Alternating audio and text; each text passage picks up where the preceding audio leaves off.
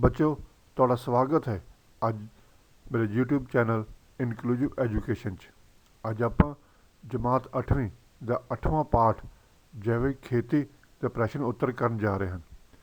ਜੇਕਰ ਤੁਸੀਂ ਮੇਰੇ ਇਸ ਚੈਨਲ ਨੂੰ ਅਜੇ ਤੱਕ ਸਬਸਕ੍ਰਾਈਬ ਨਹੀਂ ਕੀਤਾ ਸਬਸਕ੍ਰਾਈਬ ਕਰਕੇ ਬੈਲ ਆਈਕਨ ਬਟਨ ਜ਼ਰੂਰ ਦਬੋ ਤਾਂ ਜੋ ਤੁਹਾਨੂੰ ਹਰ ਪਾਠ ਦੇ ਅਤੇ ਉਸ ਦੇ ਪ੍ਰਸ਼ਨ ਉੱਤਰ ਦੇ ਵੀਡੀਓ ਦੀ ਨੋਟੀਫਿਕੇਸ਼ਨ ਸਮੇਂ ਸਿਰ ਮਿਲ ਸਕੇ ਅਤੇ ਤੁਸੀਂ ਸਮੇਂ ਸਿਰ ਉਸ ਵੀਡੀਓ ਨੂੰ ਵੇਖ ਕੇ ਆਪਣਾ ਸਕੂਲ ਦਾ ਕਰ ਸਕੋ ਅਤੇ ਉਹਦੀ ਦਰਾਈ ਕਰ ਸਕੋ। ਹੁਣ ਜੀ ਪ੍ਰਸ਼ਨ ਜਿਹੜੇ ਉਹਨਾਂ ਦੇ ਇੱਕ ਜਾਂ ਦੋ ਸ਼ਬਦਾਂ 'ਚ ਉੱਤਰ ਦੇਣੇ। ਪਹਿਲਾ ਪ੍ਰਸ਼ਨ, ਪੁਰਾਣੀ ਕਹਾਵਤ ਅਨੁਸਾਰ ਖੇਤ ਵਿੱਚ ਕਿਹੜੀ ਚੀਜ਼ ਦੀ ਵਰਤੋਂ ਨੂੰ ਨਹੀਂ ਭੁੱਲਣਾ ਚਾਹੀਦਾ? ਕਣਕ, ਕਮਾਦੀ, ਛੱਲੀਆਂ, ਹੋਰ ਜੋ ਖੇਤੀ ਕੁੱਲ। ਰੂੜੀ ਬਾਝ ਨਾ ਹੁੰਦੀਆਂ ਤੂੰ ਨਾ ਜਾਈਂ ਭੁੱਲ, ਭਾਵ ਕਿ ਸਾਨੂੰ ਰੂੜੀ ਪਾਉਣੀ ਨਹੀਂ ਭੁੱਲਣੀ ਚਾਹੀਦੀ। National centre for organic farming ਕਿੱਥੇ ਹੈ? ਇਹਦਾ ਉੱਤਰ ਹੈ ਬੱਚੋ national centre for organic farming Ghaziabad ਵਿਖੇ ਹੈ। ਫਿਰ ਜੈਵਿਕ ਖੇਤੀ ਨੂੰ ਅੰਗਰੇਜ਼ੀ ਵਿੱਚ ਕੀ ਕਹਿੰਦੇ ਹਨ? ਬੱਚੋ ਜੈਵਿਕ ਖੇਤੀ ਨੂੰ ਅੰਗਰੇਜ਼ੀ 'ਚ ਆਰਗੈਨਿਕ ਫਾਰਮਿੰਗ ਕਹਿੰਦੇ ਹਨ, ਜਿਹੜਾ ਕਿ ਅੱਜ ਕੱਲ੍ਹ ਇਹ ਲਫ਼ਜ਼ ਬਹੁਤ ਹੀ ਪ੍ਰਫੁੱਲਿਤ ਹੋ ਰਿਹਾ। ਲੋਕਾਂ ਦੀ ਡਿਮਾਂਡ ਵੀ ਆਰਗੈਨਿਕ ਫਾਰਮਿੰਗ ਤੋਂ ਪੈਦਾ ਕੀਤੇ ਹੋਏ ਜਿਹੜੇ ਜਿਨਸ ਨੇ ਉਹਨਾਂ ਦੀ ਵੱਧ ਰਹੀ ਹੈ। ਜੈਵਿਕ ਖੇਤੀ 'ਚ ਫਸਲ ਦੀ ਰਹਿੰਦ ਖੂੰਹਦ ਨੂੰ ਸਾੜਿਆ ਜਾ ਸਕਦਾ ਹੈ ਜਾਂ ਨਹੀਂ? ਜੈਵਿਕ ਖੇਤੀ 'ਚ ਫਸਲ ਦੀ ਰਹਿੰਦ ਖੂੰਹਦ ਨੂੰ ਨਹੀਂ ਸਾੜਿਆ ਜਾ ਸਕਦਾ। ਫਿਰ ਜੈਵਿਕ ਖੇਤੀ ਵਿੱਚ ਬੀਟੀ ਫਸਲਾਂ ਨੂੰ ਲਾਇਆ ਜਾ ਸਕਦਾ ਹੈ ਜਾਂ ਨਹੀਂ? ਜੈਵਿਕ ਖੇਤੀ 'ਚ ਬੀਟੀ ਕਿਸਮਾਂ ਦੀ ਮਨਾਹੀ ਹੈ। ਜੈਵਿਕ ਖੇਤੀ 'ਚ ਕਿਸ ਤਰ੍ਹਾਂ ਦੀਆਂ ਫਸਲਾਂ ਨੂੰ ਅੰਤਰ ਫਸਲਾਂ ਵਜੋਂ ਵਰਤਿਆ ਜਾਂਦਾ ਹੈ? ਫਲੀਦਾਰ ਫਸਲਾਂ ਨੂੰ ਜੈਵਿਕ ਖੇਤੀ ਵਿੱਚ ਅੰਤਰ ਫਸਲਾਂ ਦੇ ਤੌਰ 'ਤੇ ਵਰਤਿਆ ਜਾਂਦਾ ਹੈ। ਕਿਸੇ ਇੱਕ ਜੈਵਿਕ ਉੱਲੀ ਨਾਸ਼ਕ ਦਾ ਨਾਮ ਦੱਸੋ। ਟ੍ਰਾਈਕੋਡਰਮਾ ਇੱਕ ਜੈਵਿਕ ਉੱਲੀ ਨਾਸ਼ਕ ਹੈ। ਕਿਸੇ ਇੱਕ ਜੈਵਿਕ ਕੀਟਨਾਸ਼ਕ ਦਾ ਨਾਮ ਦੱਸੋ। ਬੀਟੀ ਇੱਕ ਜੈਵਿਕ ਕੀਟਨਾਸ਼ਕ ਹੈ। ਜੈਵਿਕ ਖੇਤੀ ਬਾਰੇ ਇੰਟਰਨੈੱਟ ਦੀ ਕਿਸ ਸਾਈਟ ਤੋਂ ਜਾਣਕਾਰੀ ਲਈ ਜਾ ਸਕਦੀ ਹੈ? ਬੱਚੇ ਜੇਕਰ ਤੁਸੀਂ ਜੈਵਿਕ ਖੇਤੀ ਬਾਰੇ ਕੋਈ ਇੰਟਰਨੈੱਟ ਤੋਂ ਜਾਣਕਾਰੀ ਲੈਣਾ ਚਾਹੁੰਦੇ ਹੋ, ਉਸ ਦੀ ਸਾਈਟ ਹੈ www.apeda.gov.in। ਇਸ ਸਾਈਟ 'ਤੇ ਜਾ ਕੇ ਤੁਸੀਂ ਜੈਵਿਕ ਖੇਤੀ ਬਾਰੇ ਕੋਈ ਵੀ ਉਹਦੇ ਜੈਵਿਕ ਖੇਤੀ ਦੇ ਮਿਆਰ, ਉਹਨੂੰ ਕਿਸ ਤਰ੍ਹਾਂ ਆਪਾਂ ਸ਼ੁਰੂ ਕਰ ਸਕਦੇ ਹਾਂ, ਕੀ ਵਿੱਚ ਵਰਤਣਾ ਚਾਹੀਦਾ ਹੈ, ਬੀਜ ਕਿੱਥੋਂ ਲੈਣਾ, ਉਸ ਬਾਰੇ ਸਾਰੀ ਜਾਣਕਾਰੀ ਦਿੱਤੀ ਗਈ ਹੈ।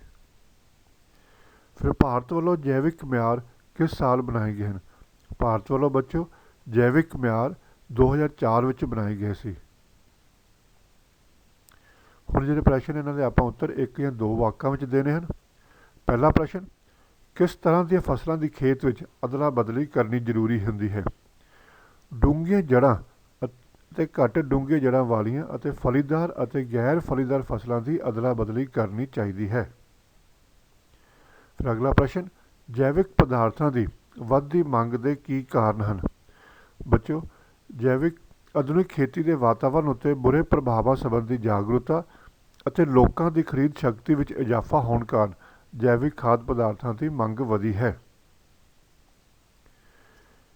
ਫਿਰ ਅਗਲਾ ਪ੍ਰਸ਼ਨ, ਕਿਹੜੇ ਦੇਸ਼ ਜੈਵਿਕ ਪਦਾਰਥਾਂ ਦੀ ਮੁੱਖ ਮੰਡੀ ਹਨ? ਅਮਰੀਕਾ, ਜਾਪਾਨ, ਯੂਰਪੀ ਦੇਸ਼ ਜਿਹੜੇ ਜੈਵਿਕ ਖਾਦ ਪਦਾਰਥਾਂ ਦੀ ਮੁੱਖ ਮੰਡੀਆਂ ਹਨ। ਜੈਵਿਕ ਖੇਤ ਕਿਸ ਨੂੰ ਕਹਿੰਦੇ ਹਨ? ਖੇਤੀ ਕਿਸ ਨੂੰ ਕਹਿੰਦੇ ਹਨ?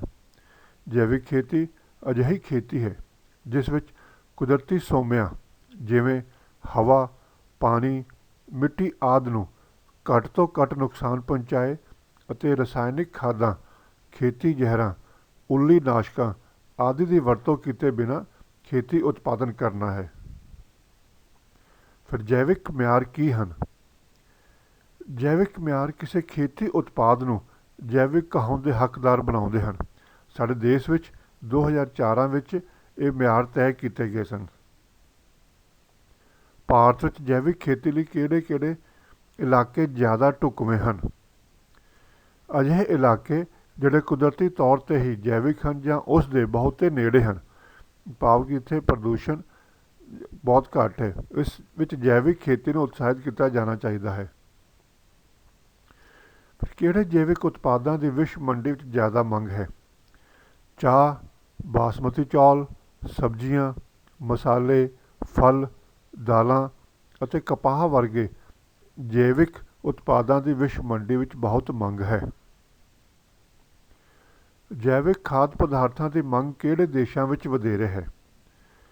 ਜੈਵਿਕ ਖਾਦ ਪਦਾਰਥਾਂ ਦੀ ਅਮਰੀਕਾ, ਜਾਪਾਨ ਅਤੇ ਯੂਰਪੀ ਦੇਸ਼ਾਂ 'ਚ ਵਧੇਰੇ ਮੰਗ ਹੈ। ਜੈਵਿਕ ਖੇਤੀ ਵਿੱਚ ਬੀਜ ਵਰਤਣ ਲਈ ਕਿਹੜੇ ਮਿਆਰ ਹਨ? ਬੀਜ ਪਿਛਲੀ ਜੈਵਿਕ ਫਸਲ ਵਿੱਚੋਂ ਹੀ ਹੋਣਾ ਚਾਹੀਦਾ ਹੈ, ਪਰ ਜੇ ਇਹ ਬੀਜ ਉਪਲਬਧ ਨਾ ਹੋਵੇ ਤਾਂ ਬਿਨਾਂ ਸੋਧਿਆ ਹੋਇਆ ਰਵਾਇਤੀ ਬੀਜ ਸ਼ੁਰੂ ਵਿੱਚ ਵਰਤਿਆ ਜਾ ਸਕਦਾ ਹੈ। ਫਿਰ ਮੱਕੀ ਵਿੱਚ ਜੈਵਿਕ ਤਰੀਕੇ ਨਾਲ ਨਦੀਨਾਂ ਦੀ ਰੋਕਥਾਮ ਕਿਵੇਂ ਕੀਤੀ ਜਾ ਸਕਦੀ ਹੈ? ਮੱਕੀ ਦੀ ਫਸਲ ਦੇ ਨਾਲ ਰਵਾਹਾਂ ਬੀਜ ਨੂੰ 35 ਤੋਂ 40 ਦਿਨਾਂ ਬਾਅਦ ਕੱਟ ਕੇ ਚਾਰੇ ਦੇ ਰੂਪ ਵਿੱਚ ਵਰਤਿਆ ਜਾ ਸਕਦਾ ਹੈ। ਇਸ ਤਰ੍ਹਾਂ ਨਦੀਨਾਂ ਦੀ ਰੋਕਥਾਮ ਕੀਤੀ ਜਾ ਸਕਦੀ ਹੈ ਅਤੇ ਹਰਾ ਚਾਰਾ ਵੀ ਮਿਲ ਜਾਂਦਾ ਹੈ। ਬੱਚੇ ਹੁਣ ਜਿਹੜੇ ਪ੍ਰਸ਼ਨ ਆਪਾਂ ਇਹਨਾਂ ਦੇ ਉੱਤਰ 5 ਜਾਂ 6 ਵਾਕਾਂ ਵਿੱਚ ਦੇਣਾ। ਪਹਿਲਾ ਪ੍ਰਸ਼ਨ, ਜੈਵਿਕ ਖੇਤੀ ਦੀ ਕਿਉਂ ਲੋੜ ਪੈ ਰਹੀ ਹੈ? ਹਰੀ ਕ੍ਰਾਂਤੀ ਆਉਣ ਨਾਲ ਬੱਚੋ ਦੇਸ਼ ਅਨਾਜ ਦੇ ਮਸਲੇ ਵਿੱਚ ਆਤਮ ਨਿਰਭਰ ਹੋ ਗਿਆ, ਪਰ ਖੇਤੀ ਜ਼ਹਿਰਾਂ, ਰਸਾਇਣਿਕ ਖਾਦਾਂ ਦੀ ਵਧੇਰੇ ਵਰਤੋਂ ਕਾਰਨ ਜ਼ਮੀਨ, ਹਵਾ, ਪਾਣੀ ਦੇ ਵੱਡੇ ਪੱਧਰ 'ਤੇ ਨੁਕਸਾਨ ਹੋਇਆ। ਕਣਕ ਝੋਨੇ ਦੀ ਖੇਤੀ ਵਧਣ ਨਾਲ ਰਵਾਇਤੀ ਦਾਲਾਂ, ਤੇਲ ਬੀਜਾਂ ਦੀ ਕਾਸ਼ਤ ਹੇਠ ਰਕਬਾ ਘਟ ਗਿਆ ਹੈ। ਕਣਕ ਝੋਨੇ ਦੇ ਫਸਲੀ ਚੱਕਰ ਦੇ ਵਿੱਚ ਫਸ ਕੇ ਅਸੀਂ ਖੇਤੀ ਦੇ ਦੋ ਮੁੱਢਲੇ ਅਸੂਲ, ਡੂੰਘੀਆਂ ਜੜ੍ਹਾਂ ਅਤੇ ਘੱਟ ਡੂੰਘੀਆਂ ਜੜ੍ਹਾਂ ਵਾਲੀਆਂ ਫਸਲਾਂ ਅਤੇ ਫਲੀਦਾਰ ਅਤੇ ਗੈਰ ਫਲੀਦਾਰ ਫਸਲਾਂ ਦੇ ਅਦਲ ਬਦਲ ਨੂੰ ਭੁਲਾ ਦਿੱਤਾ ਹੈ। ਬੇਲੋੜਾ ਅਤੇ ਬੇਵਕਤਾ ਯੂਰੀਆ ਮੀਂਹ ਦੇ ਪਾਣੀ ਨਾਲ ਘੁਲ ਕੇ ਜ਼ਮੀਨੀ ਪਾਣੀ ਵਿੱਚ ਜਾਣਾ ਸ਼ੁਰੂ ਹੋ ਗਿਆ ਹੈ। ਖੇਤੀ ਜ਼ਹਿਰਾਂ ਦਾ ਅਸਰ ਸਾਡੇ ਖਾਦ ਪਦਾਰਥਾਂ ਵਿੱਚ ਆਉਣ ਲੱਗ ਪਿਆ ਹੈ। ਹਰ ਖਾਣ ਪੀਣ ਵਾਲੀ ਚੀਜ਼ ਜਿਵੇਂ ਦੁੱਧ, ਕਣਕ, ਚੌਲ, ਚਾਰੇ ਆਦਿ ਵਿੱਚ ਜ਼ਹਿਰੀਲੇ ਅੰਸ਼ ਮਿਲਣੇ ਸ਼ੁਰੂ ਹੋ ਗਏ ਹਨ। ਸਾਡੀ ਆਧੁਨਿਕ ਖੇਤੀ ਦੇ ਵਾਤਾਵਰਣ ਉੱਤੇ ਬੁਰੇ ਪ੍ਰਭਾਵਾਂ ਸੰਬੰਧੀ ਜਾਗਰੂਕਤਾ ਅਤੇ ਲੋਕਾਂ ਦੀ ਖਰੀਦ ਸ਼ਕਤੀ ਵਧਣ ਕਾਰਨ ਲੋਕਾਂ ਵੱਲੋਂ ਜੈਵਿਕ ਖਾਦ ਪਦਾਰਥਾਂ ਦੀ ਮੰਗ ਉੱਠੀ ਅਤੇ ਇਸ ਮੰਗ ਨੂੰ ਪੂਰਾ ਕਰਨ ਲਈ ਜੈਵਿਕ ਖੇਤੀ ਦੀ ਲੋੜ ਪੈ ਗਈ ਹੈ। ਅਗਲਾ ਪ੍ਰਸ਼ਨ, ਜੈਵਿਕ ਖੇਤੀ ਵਿੱਚ ਖੇਤ ਨੂੰ ਦੀ ਉਪਜਾਈ ਸ਼ਕਤੀ ਨੂੰ ਕਿਵੇਂ ਬਰਕਰਾਰ ਰੱਖਿਆ ਜਾਂਦਾ ਹੈ? ਜੈਵਿਕ ਖੇਤੀ ਵਿੱਚ ਵਾਤਾਵਰਣ ਦਾ ਕੁਦਰਤੀ ਸੰਤੁਲਨ ਅਤੇ ਕੁਦਰਤੀ ਸੋਮਿਆਂ ਨੂੰ ਬਰਕਰਾਰ ਰੱਖਦੇ ਹੋਏ ਖੇਤੀ ਕੀਤੀ ਜਾਂਦੀ ਹੈ। ਜੈਵਿਕ ਖੇਤੀ ਵਿੱਚ ਉਪਜਾਊ ਸ਼ਕਤੀ ਨੂੰ ਬਰਕਰਾਰ ਰੱਖਣ ਲਈ ਹੇਠ ਲਿਖੇ ਕਾਰਜ ਕੀਤੇ ਜਾਂਦੇ ਹਨ। ਪਹਿਲਾ, ਜੈਵਿਕ ਖੇਤੀ ਵਿੱਚ ਕਿਸੇ ਤਰ੍ਹਾਂ ਵੀ ਖੇਤੀ ਜ਼ਹਿਰ, ਰਸਾਇਣਿਕ ਖਾਦ, ਕੀਟਨਾਸ਼ਕ ਆਦਿ ਦੀ ਵਰਤੋਂ ਦੀ ਸਖਤ ਮਨਾਹੀ ਹੈ। ਫਿਰ ਫਸਲੀ ਚੱਕਰ ਵਿੱਚ ਜ਼ਮੀਨ ਦੀ ਸਿਹਤ ਲਈ ਫਲੀਦਾਰ ਫਸਲ ਬੀਜਣੇ ਬਹੁਤ ਜ਼ਰੂਰੀ ਹੈ।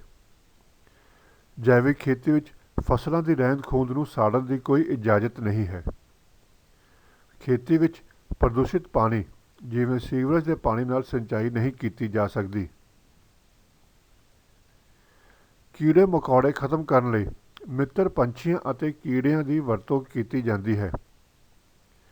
ਫਿਰ ਜੈਵਿਕ ਖੇਤੀ ਵਿੱਚ ਜੈਨੇਟਿਕਲ ਬਦਲੀਆਂ ਫਸਲਾਂ ਜਿਵੇਂ ਕਿ BT ਕਿਸਮਾਂ ਦੀ ਮਨਾਹੀ ਹੈ। ਅਗਲਾ ਪ੍ਰਸ਼ਨ, ਜੈਵਿਕ ਖੇਤੀ 'ਚ ਕੀੜਿਆਂ ਅਤੇ ਬਿਮਾਰੀਆਂ ਦਾ ਮੁਕਾਬਲਾ ਕਿਵੇਂ ਕੀਤਾ ਜਾਂਦਾ ਹੈ? ਕਿਉਂਕਿ ਜੈਵਿਕ ਖੇਤੀ ਵਿੱਚ ਕੀਟਨਾਸ਼ਕ ਦਵਾਈਆਂ ਦੀ ਮਨਾਹੀ ਹੈ, ਅਤੇ ਫਿਰ ਆਪਾਂ ਕਿਸ ਤਰ੍ਹਾਂ ਇਹਨਾਂ ਬਿਮਾਰੀਆਂ ਨੂੰ ਕਿੱਦਾਂ ਬਚਾਅ ਕਰ ਸਕਦੇ ਹਾਂ? ਜੈਵਿਕ ਖੇਤੀ 'ਚ ਖੇਤੀ ਜ਼ਹਿਰਾਂ ਦੀ ਵਰਤੋਂ ਤੋਂ ਪੂਰੀ ਤਰ੍ਹਾਂ ਮਨਾਹੀ ਹੈ। ਇਸ ਲਈ ਜੈਵਿਕ ਖੇਤੀ ਵਿੱਚ ਕੀੜਿਆਂ ਅਤੇ ਬਿਮਾਰੀਆਂ ਦਾ ਮੁਕਾਬਲਾ ਕਰਨ ਲਈ ਕੁਦਰਤੀ ਤਰੀਕੇ ਵਰਤੇ ਜਾਂਦੇ ਹਨ। ਕੀੜਿਆਂ ਦੀ ਰੋਕਥਾਮ ਲਈ ਮਿੱਤਰ ਕੀੜਿਆਂ ਅਤੇ ਪੰਛੀਆਂ ਦੀ ਮਦਦ ਲਈ ਜਾਂਦੀ ਹੈ। ਨਿੰਮ ਦੀਆਂ ਨਮੋਲੀਆਂ ਦੇ ਅਰਕ ਜਾਂ ਜੈਵਿਕ ਕੀਟਨਾਸ਼ਕਾਂ ਆਦਿ ਦੀ ਵਰਤੋਂ ਕੀਤੀ ਜਾਂਦੀ ਹੈ।